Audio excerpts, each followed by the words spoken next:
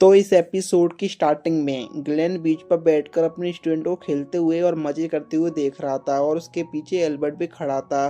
तभी उन लोगों का बॉल ग्लेन के सामने आकर गिरता है तो सिस्टीन ग्लेन को उसे वापस देने के लिए कहती है, जिस पर ग्लेन बॉल वापस भी कर देता है। और तभी एल्बर्ट उससे कहता है कि सिस्टीन सच में सारा जैसी दिखती है ना। और ये सीन यहीं पर कट होता है। इसके बाद अगले सीन में हम शार्लेट को देखते हैं जो कि डिवाइन विजडम को ग्रैंड मास्टर से बात कर रही थी। और यह हमें पता चलता है कि प्रिंसेस रूमिया की पावर अब एक्टिवेट होने वाली थी। और तो और कुछ दूसरे ऑर्गेनाइजेशन प्रिंसेस को रिबर्थ करना चाहते थे। तो वहीं दूसरी तरफ सिस्टीन और रोमिया रियल को अपने घर डिनर के लिए लेकर आई थी, जहां उनके पेरेंट्स भी रियल को देखकर काफ़ी ज़्यादा एक्साइटेड थे। सिस्टीन से कहती है कि वो क्या है ना कि रियल ना थोड़ी सी शर्मीली है। आगे उनकी मदर रियल से कहती है कि ये सिस्टीन और रोमिया हमेशा ग्लेन की तारीफ करते रहते हैं, क्या तुम्हें वो पसंद है? जिस पर रियल कहती है कि पसंद की बात कर रहे हो, वो तो मुझे मेरा सब कुछ ग्लेन से ही शुरू होता है, उसी पर जगह ख़त्म होता है। इसके बाद उनके पेरेंट्स कहते हैं कि हम कल इम्पीरियल कैपिटल में जाने वाले हैं, इसलिए घर का ध्यान रखना। अगले सीन में रियल सिस्टीन और रोमिया से माफ़ी मांगते हुए कहती है कि मैंने उस दिन जो कुछ भी किया प्लीज़ उसके लिए मुझे माफ़ कर देना। जिस पर सिस्टीन और रोमिया आगे उसे हक कर लेते हैं और कहते हैं कि अरे तुम्हें माफ़ी मांगने की कोई ज़रूरत नहीं है। जिस पर रियल कहती है तुम दोनों मेरे काफ़ी अच्छे दोस्त हो। इसके बाद अगले दिन सिस्टीन लाइब्रेरी के अंदर कुछ बुक्स लेकर जा रही थी और तभी उसकी मुलाकात सिलिका से होती है, जो उससे पूछती है कि तुम्हारे ग्रैंडफादर भी एक मशहूर रिसर्चर थे ना। जिस पर सिस्टीन हाँ में जवाब देते हुए कहती है कि हाँ, मैं भी एक दिन उनकी अधूरी रह गई इच्छा को पूरा करना चाहती हूँ, लेकिन पता नहीं मैं कर भी पाऊंगी या नहीं। ये सुनकर सिलिका कहती है कि जो लोग भी आगे जाकर कुछ हासिल करते हैं ना, वो वही लोग होते हैं जो बेवकूफ़ी की तरह आगे बढ़ते रहते हैं। और जो लोग समझदार बनने का नाटक करते वो ट्राई नहीं करते ना, वो कभी कुछ हासिल नहीं कर पाते। इसलिए तुम हौसला रखो, जरूर तुम्हारे सपने पूरे होंगे। और इतना कहकर सिलिका वहाँ से चली जाती है। तभी वहाँ पर सिस्टीन के सामने ग्लेन आता है और उससे पूछता है कि उस दिन जब मैं मरते मरते बचा था, क्या तुम ही ने मुझे रिवाइव किया था? जिस पर सिस्टीन को सीपिया वाला सीन याद आता है और उसका चेहरा शर्म के मारे लाल टमाटर जैसा हो जाता है और वो अपना मुंह छुपा लेती है। तभी वहाँ पर रोमियो और रियल पहुँच जाते हैं और जब रियल सिस्टीन को इस हालत में देखती है तो वो ग्लेन के ऊपर गुस्सा होकर कहने लगती है कि क्या तुमने सिस्टीन को कुछ उल्टा सीधा बोला है? मैं रोमियो को सिस्टीन को तुमसे प्रोटेक्ट करूंगी। और इतना कहकर वो अपना स्वॉर्ड बाहर निकालकर ग्लेन पर अटैक कर देती है, जिससे ग्लेन सीधा लाइब्रेरी के बाहर जाके गिरता है। और उसी वक्त वहाँ पर एक घोड़ा गाड़ी आके रुकती है, जिसमें से एक लड़का निकलता है। वो बाहर निकलते ही सिस्टीन को देखकर कहता है कि एकेडमी पहुंचते ही तुमसे मिलना जरूर हमारी किस्मत होगी। आगे ग्लेन के पूछने पर वो बताता है कि मैं ल्यूस हूँ और इस एकेडमी में गेस्ट टीचर बनकर आया हूँ, और हाँ, साथ ही में मैं सिस्टीन का होने वाला हस्बैंड भी हूँ। अब ये सुनते से वहाँ पर मौजूद सभी लोग के होश उड़ जाते हैं और सिस्टीन तो कहती है क्या बोल रहे हो, क्या बकवास कर रहे हो? जिस पर ल्यूस कहता है कि हम दोनों ने एक बार जीने मरने की कस्में खाई थी, क्या तुम भूल गई? तो सिस्टीन पहले तो मन में सोचती है और फिर वो बोलती है अरे यार, वो तो ऐसी हंसी मजाक में बचपन में मजे मजे में बोल दिया था। लड़कों का क्या यार, पहले ही तो उनको लड़की बड़ी मुश्किल से मिलती है, फिर कोई मिल जाए तो वो सीरियसली लेंगे ना। और उसी वक्त ग्लेन बीच में बोल पड़ता है लगता है भाई साहब आपकी मती मारी गई है, सिस्टीन को शादी करना मतलब खुद के पैर पर कुल्हाड़ी मारने जैसा है। जिस पर ल्यूस कहता है कि प्लीज़ तुम मेरी होने वाली वाइफ के बारे में ऐसा नहीं बोल सकते। तभी सिस्टम से कहती है कि अरे गुस्सा मत हो, ग्लेन सिर्फ मजाक कर रहा है। और उसका नाम सुनकर ल्यूस कहता है कि अच्छा तो तुम हो ग्लेन, मैंने तुम्हारे बारे में काफ़ी तारीफ सुनी है कि तुम एक होनहार टीचर हो। अगले सीन में हम देखते हैं कि प्रिंसिपल सिलिका और क्लास 1 के टीचर ल्यूस के बारे में बात कर रहे थे, जो कि एडम का नेक्स्ट हेड बनने का कैंडिडेट है और तो और इम्पीरियल मैजिक सोसाइटी में काफ़ी ज़्यादा फेमस भी है। तभी सिलिका कहती है कि उन्होंने इतने टैलेंटेड आदमी को हमारे स्कूल में गेस्ट टीचर बनाकर क्यों भेजा, मुझे तो कुछ गड़बड़ लग रही है। तो इस तरफ ल्यूस सिस्टीन से कहता है कि मैं तुमसे सच में काफ़ी ज़्यादा प्यार करता हूँ और तुमसे शादी करना चाहता हूँ। तभी ग्लेन फिर से बीच में बोल पड़ता है और सिस्टीन से कहता है कि अरे ये तो काफ़ी खुशी की बात है, देखो आमतौर पर तुम्हें कोई तो मिलने वाला नहीं है, लेकिन तुम्हारी किस्मत काफ़ी अच्छी है कि ल्यूस जैसे लोग भी होते हैं जिनका टेस्ट इतना बुरा होता है। मगर तुम टेंशन मत लो, अगर तुम्हारी शादी होगी ना तो मैं उसमें एक काफ़ी लंबी चौड़ी स्पीच बोलूँगा। सुनिए सुनिए, इस सुनते ही सिस्टीन गुस्सा हो जाती है और उस पर अटैक करके उसको दूर फेंक देती है।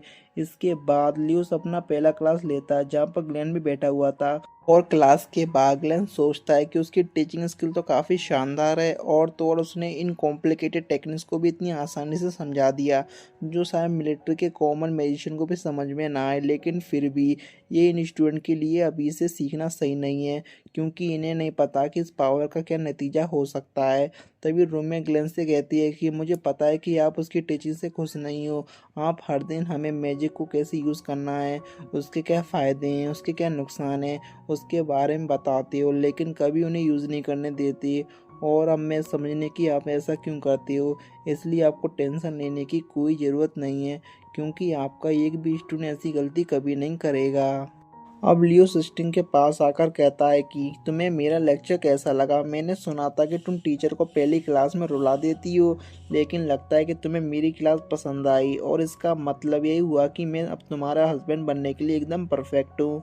ये भगवान, ये आदमी तो एकदम चीपर की तरह पीछे ही पड़ गया। ये सुनकर सिस्टिन उस पर चिल्लाते हुए कहती कि मैंने तुम्हें इस बारे में ऐसी सबके सामने बात करने से मना किया था ना। ये सुन के बाद लियो उसे बाहर अपने साथ बात करने के लिए बुलाता है, और तभी रोमियो ग्लेन को उसके साथ छुपकर उनकी बातें सुनने के लिए कहती है। आगे सिस्टीन और लियो एक पार्क के अंदर जाकर बात करते हैं, और वहीं साइड में रोमियो और ग्लेन रियल की छुपकर उनसे उन पर नजर रखे हुए थे।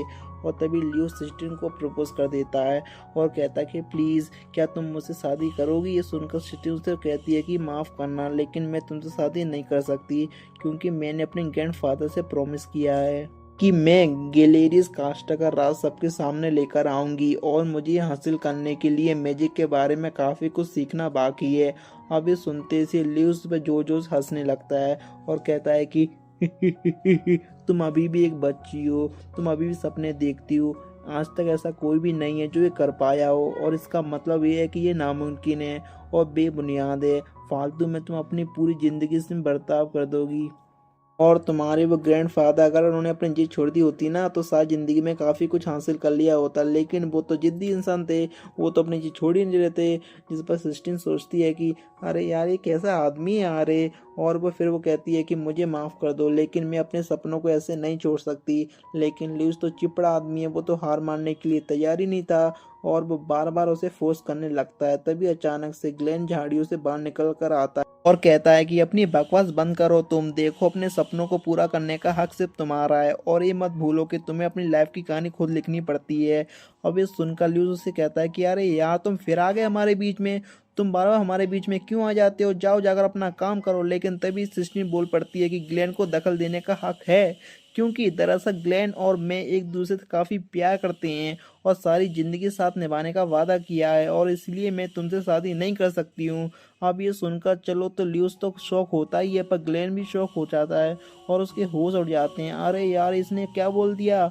मगर तभी ना वो सिस्टम उसके सारे को समझ जाता है, और फिर वो उसकी हाँ में हाँ मिलाते हुए हंसने लगता है। पर ल्यूस तो अभी भी इस बात पर यकीन नहीं हो रहा था। तो फिर ग्लेन एक और कदम आगे बढ़ा देता है और कहता है कि शायद तुम्हें पता नहीं है दोस्तों, लेकिन हम दोनों ना एक साथ कई रातें गुजार रखी हैं। बस उसका इतना बोल के हुआ ही था कि सिस्टम उसे अपने मैजिक से हवा में उड़ा देती है और कहती है कि तुम ये क्या बकवास कर रहे हो। जिस पर ल्यूस कहता है कि चाहे कुछ भी हो, लेकिन तुम तो सिस्टम के काबिल भी नहीं हो। जिस पर ग्लेन कहता है कि लगता है कि तुम्हें समझ में नहीं आ रहा मैं क्या कह रहा हूँ। हम एक दूसरे को प्यार करते हैं, एक दूसरे को पसंद करते हैं। तब ल्यूस कहता है कि तुम बहुत बड़ी गलती कर रहे हो, तुम्हें मुझसे दुश्मनी लेना बहुत महंगा पड़ेगा। जिस पर ग्लेन कहता है कि अच्छा, जब तुमने दुश्मनी की बात छेड़ दी है तो चलो दो दो हाथ हो जाएं, मैं तुमसे ड्यूल के लिए चैलेंज करता हूँ। जिसके जवाब में ल्यूस भी उसका ड्यूल एक्सपेक्ट करके वहाँ से चला जाता है। उसके जाने के बाद ग्लेन कहता है कि वैसे ये आइडिया बुरा नहीं है, क्यों, अगर मैंने तुमसे शादी कर ली तो मेरी लाइफ मस्त से कटेगी। जिस पर सिस्टम से दोबारा से आसमान में उड़ा देती है। तो फिर अगले सीन में ग्लेन अपने स्टूडेंट से कहता है कि अब मेरा मकसद सिस्टीन से शादी करके उसके पैसों पर राज करने का है और एक आराम से ज़िंदगी जीने का। और मेरा इस मकसद को पूरा करने के लिए मैं तुमको सबको ट्रेनिंग देने वाला हूँ, ताकि तुम आने वाले मैजिक कंपटीशन में मुझे जीत दिलवा सको। इसके बाद अगले सीन में हम देखते हैं कि ग्लेन एक बार में बैठकर एल्बर्ट के साथ बात कर रहा था, जहां एल्बर्ट उससे कहता है कि इस बार तुम एक लड़की को पाने के लिए कंपटीशन कर रहे हो जिससे कि तुम प्यार भी नहीं करते हो, लगता है तुम काफ़ी नीचे गिर चुके हो, क्या तुमने उसके लिए बुरा नहीं लगता। जिसके जवाब में ग्लेन कहता है क्या फ़र्क पड़ता है, मुझे सिर्फ जीतना ही तो है, उसके बाद तो ऐशी है। खैर सब छोड़ो, तुम आज मुझे यहाँ मिलने क्यों आए? जिस पर एल्बर्ट कहता है कि मुझे खबर मिली है कि सिटी के अंदर एजेल डस्ट का सप्लाई हो रहा है। ये सुनते ग्लेन काफ़ी ज़्यादा शॉक हो जाता है और कहता है कि मुझे तो लगा था कि एजेल डस्ट बनने के प्रोसेस तबाह कर दिया गया था। उस डस्ट से जिस भी इंसान को इंजेक्ट किया जाता है वो तो एक ज़ॉम्बीज़ की तरह बन जाता है। जिस पर एल्बर्ट कहता है कि मैं यहाँ पर तुम्हें इसलिए तो बता रहा हूँ कि ताकि इस मामले से दूर रहो।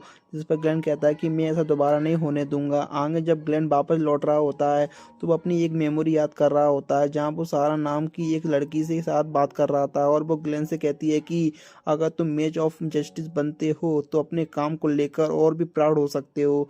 और फिर ये सीन यहीं पर कट होता है। इसके बाद हम देखते हैं कि ल्यूस किसी आदमी से बात कर रहा था और उसे कहता है कि बिल्कुल जैसा कि तुमने बोला था, उस ग्लेन ने मुझे ड्यूल के लिए चैलेंज किया है। और क्या तुम्हें ये सब पहले से पता था? और गाइस इसी के साथ हमारा एपिसोड यहीं पर ख़त्म होता है। तो मिलते हैं गाइस नेक्स्ट एपिसोड में। Thank you for watching.